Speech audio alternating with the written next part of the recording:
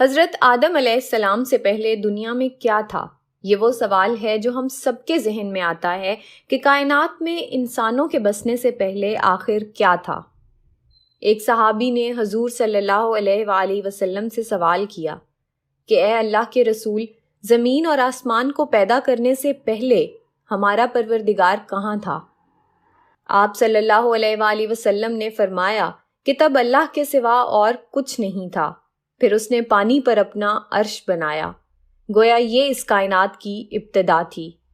پھر اللہ نے قلم کو پیدا کیا اور اس کو حکم دیا کہ لکھ، اور قلم نے اللہ تعالیٰ کے حکم اور اس کے علم سے قیامت تک ہونے والا سب کچھ لوح محفوظ میں لکھ دیا۔ اس کے بعد آسمان اور زمین کی 6 دن میں تخلیق کی گئی۔ یمن سے آئے ہوئے ایک وفد نے حضور صلی اللہ علیہ وآلہ وسلم سے کہا کہ ہم آپ سے دین کی سمجھ اور قلم کی ابتدا جاننے کے لیے آئے ہیں۔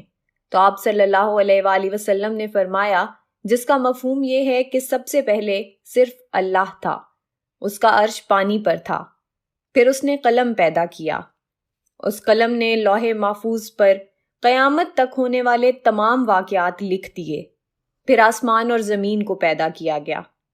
اس کی جو ترتیب ہمیں روایات سے پتہ چلتی ہے وہ کچھ یوں ہے کہ اللہ تعالیٰ نے ہفتے کے دن مٹی یعنی زمین کو پیدا کیا۔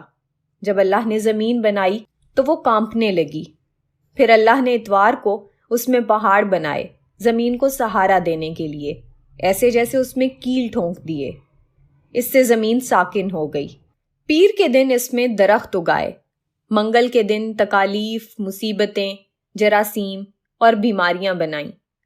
بدھ کے دن نور کو پیدا فرمایا، جمعرات کو زمین میں چوپائے بنائے اور انہیں زمین پر پھیلا دیا، اور پھر جمعے کے دن کی آخری گھڑیوں میں یعنی عصر کے بعد آدم علیہ السلام کو پیدا فرمایا۔ گویا اللہ تعالیٰ نے انسان کی پیدائش سے پہلے اس کی آسائشوں کے لیے زمین اور اس پر ضرورت کی تمام اشیاء پیدا فرما دی تھیں، یعنی مخلوق کی ابتدا میں آخری نمبر پر انسان کو پیدا کیا گیا، اور نسل انسانی میں سب سے پہلی تخلیق حضرت آدم علیہ السلام کی تھی۔ وہ تمام انسانوں کے باپ ہیں۔ انسانوں کی پیدائش سے پہلے فرشتوں اور جنوں کی تخلیق بھی ہو چکی تھی۔ فرشتے اللہ تعالیٰ کی وہ مخلوق ہیں جن کا اصل ٹھکانہ آسمان ہے، اور وہ زمین والوں کے لیے استغفار کرتے ہیں۔ فرشتوں کو نور سے پیدا کیا گیا، جبکہ جنوں کی پیدائش آگ سے کی گئی، اور انسانوں کی تخلیق مٹی سے ہوئی۔ ابلیس جو کہ شیطان تھا، وہ بھی فرشتوں میں سے نہیں بلکہ جنوں میں سے تھا، اور اس کی تخلیق بھی آگ سے کی گئی۔ کچھ روایات سے پتہ چلتا ہے کہ آدم علیہ السلام سے 2000 سال پہلے جنات پیدا کیے گئے، اور جب وہ فتنہ فساد میں حد سے آگے بڑھ گئے تو اللہ تعالیٰ نے ان کی طرف فرشتوں کا ایک لشکر بھیجا۔ ان میں خوب مارکہ آرائی ہوئی، اور اس میں فرشتوں نے جنوں کو تہس نہس کر دیا، اور وہ سمندروں کے جزیروں میں پناہ لینے پر مجبور ہو گئے، اور آج تک ان کے رہنے کی جگہ یہی جزیرے ہیں۔ ابلیس یعنی شیطان جو کہ جنات کا سردار ہے، اس کا ایک تخت ہے، اور وہ تخت پانی پر ہے۔ ابلیس کا اصل نام عزازیل تھا، اور اس کے نافرمانی کے بعد اسے ابلیس کا نام دیا گیا۔ ابلیس کا وہ تخت حقیقتاً کس جگہ پر ہے یہ ہم نہیں جانتے۔ خیر، جب اللہ تعالیٰ نے زمین کو انسانوں کے ذریعے سے آباد کرنا چاہا تو انسان کی تخلیق فرمائی، کیونکہ جنوں میں انسان جتنی فہم و فراست نہیں تھی۔ کہا جاتا ہے کہ جنوں میں سب سے زیادہ علم رکھنے والا جن انسانوں میں سے ایک 10 سالہ بچے کے برابر عقل رکھتا ہے۔ اللہ نے انسان کی تخلیق کر کے اس میں روح پھونکی۔ پھر اللہ نے فرشتوں سے فرمایا کہ میں زمین پر اپنا نائب بنانے والا ہوں۔ فرشتوں نے اللہ سے پوچھا کہ ایسی مخلوق کو کیوں پیدا کرتا ہے جو زمین پر فساد کرے اور خون بہائے، اور ہم ہر وقت تیری تعریف اور پاکیزگی بیان کرتے ہیں۔ جس پر اللہ تعالیٰ نے فرمایا کہ جو کچھ میں جانتا ہوں وہ تم نہیں جانتے۔ فرشتوں کے اس سوال کے 2 مقاصد تھے۔ پہلا یہ کہ کیا یہ بھی جنوں کی طرح زمین پر فساد کریں گے، اور دوسرا یہ کہ کیا ہم سے تیری عبادت میں کوئی کوتاہی ہوئی ہے۔ بہرحال جب اللہ تعالیٰ نے آدم کو پیدا کیا تو زمین سے مٹی لانے کا حکم دیا۔ پھر اللہ کے پاس اس کے حکم کے مطابق مٹی لائی گئی۔ وہ مٹی اللہ تعالیٰ نے پوری زمین سے اٹھوائی تھی۔ یہی وجہ ہے کہ آدم کی اولاد زمین کے رنگ کے مطابق ہی ظاہر ہوئی، بعض سرخ، بعض سفید، بعض سیاہ اور بعض اس کے درمیان۔ اس مٹی کو پانی سے تر کیا گیا تو یہ 3 بن گئی۔ قرآن مجید میں بعض جگہ انسان کی تخلیق کے لیے تراب کا لفظ آیا ہے، یعنی کہ خشک مٹی، اور بعض دفعہ 3 کا لفظ آیا ہے جو کہ بھیگی ہوئی یا تر مٹی کو کہتے ہیں۔ جب پانی کو مٹی سے بھگویا گیا تو وہ لیس دار ہونا شروع ہو گئی۔ پھر اللہ تعالیٰ نے خود اپنے مبارک ہاتھوں سے اس مٹی سے انسان کا ڈھانچہ تیار فرمایا۔ اللہ تعالیٰ نے انسان کی تخلیق فرشتوں کے سپرد نہیں کی، بلکہ انسان کو خود ایک مورتی کی صورت میں ڈھالا۔ اس کے بعد ایک مقررہ مدت تک اس کو چھوڑے رکھا، یہاں تک کہ وہ گیلی مٹی خشک ہو گئی اور اس کا رنگ سیاہ ہو گیا اور اس میں سے بدبو آنے لگی۔ پھر وہ خشک ہو کے کھنکھناتی مٹی بن گئی اور آخر میں آگ پر پکی ہوئی مٹی کی صورت اختیار کر گئی، جسے قرآن پاک میں فخار کہا گیا ہے۔ اس مٹی کے لیے اور بھی کچھ الفاظ قرآن مجید میں ملتے ہیں، مثلاً ہمایون یعنی سیاہ مٹی، مسنون یعنی بدبودار مٹی، سلسال یعنی کھنکھنا کر بولنے والی مٹی۔ تخلیق آدم اللہ تعالیٰ کا ایک کرشمہ ہے۔ انسانوں کو ایک بہترین شکل عطا کی گئی۔ اس وقت انسان کا قد بہت لمبا تھا اور ان کے بعد آنے والے لوگوں کے قد گھٹتے چلے گئے۔ انسانوں میں سب سے لمبا قد حضرت آدم علیہ السلام کا تھا۔ ایک روایت میں حضرت آدم علیہ السلام کا قد 60 ہاتھ یعنی 60 میٹر بیان کیا گیا ہے۔ بہرحال جب اللہ تعالیٰ نے انسان کا ڈھانچہ بنا کر اسے خشک ہونے کے لیے ایک مقررہ مدت تک چھوڑے رکھا تو ابلیس یعنی شیطان اس کے ارد گرد چکر کاٹنے لگا۔ وہ اس ڈھانچے کو ٹھوکر مارتا تو اس میں سے ایسی آواز آتی جیسے خالی مٹی کے مٹکے سے آتی ہے، اور اس نے دیکھا کہ یہ ڈھانچہ پیٹ والا ہے، تو وہ سمجھ گیا کہ یہ مخلوق اپنے آپ پر قابو نہیں رکھ پائے گی۔ آدم علیہ السلام میں روح ڈالنے سے پہلے فرشتوں کا گزر اس ڈھانچے کے پاس سے ہوا تو وہ گھبرا گئے، اور ابلیس بھی ڈھانچے کے آس پاس سے گزرتا تو ٹھوکر مار کر کہتا کہ تجھے کسی خاص مقصد کے لیے پیدا کیا گیا ہے۔ یہ کہہ کر وہ اس کے منہ کے راستے اس میں داخل ہو جاتا اور کمر کے راستے باہر آ جاتا، اور پھر اس نے فرشتوں سے کہا کہ اس سے گھبرانے کی کوئی ضرورت نہیں ہے۔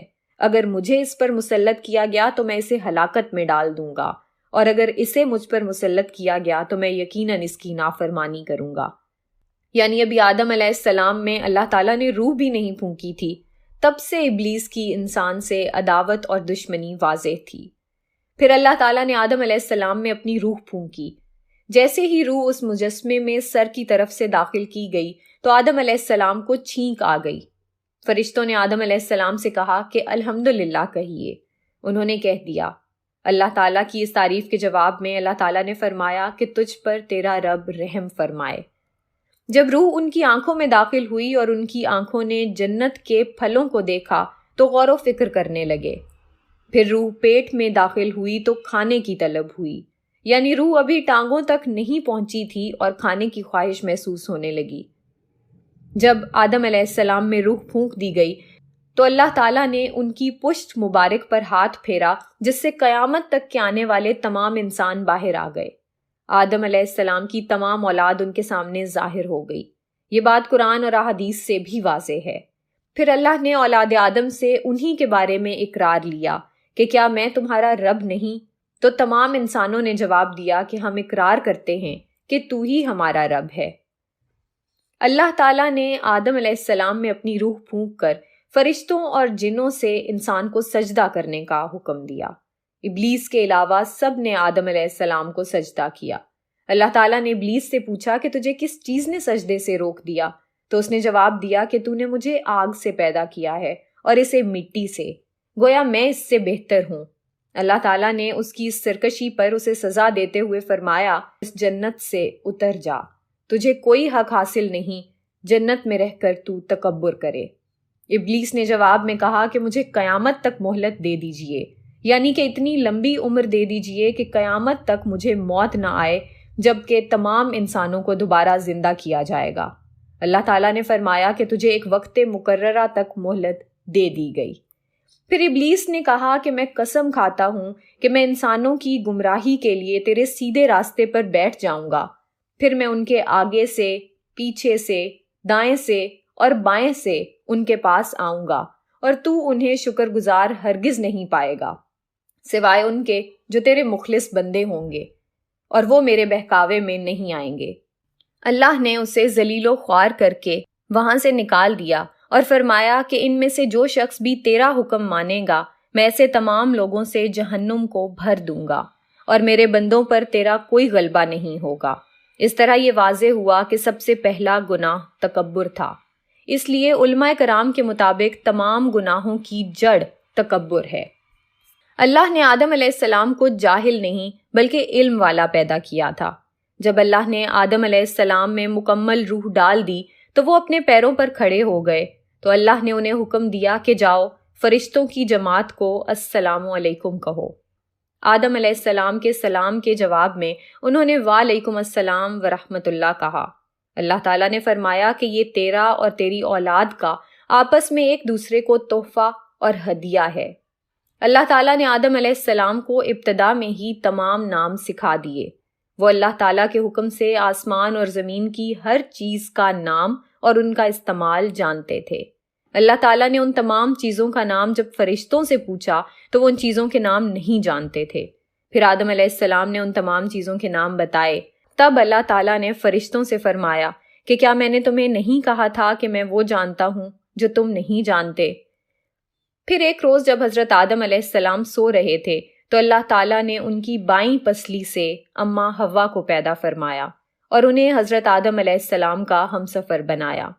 جب آدم علیہ السلام بیدار ہوئے تو انہوں نے حوا کو پاس بیٹھے دیکھا۔ انہوں نے پوچھا کہ تم کون ہو؟ انہوں نے جواب دیا کہ میں عورت ہوں۔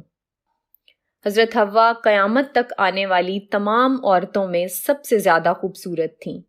حضرت آدم اور حضرت حوا دونوں جنت میں رہتے تھے۔ انہیں نور کا لباس پہنایا گیا۔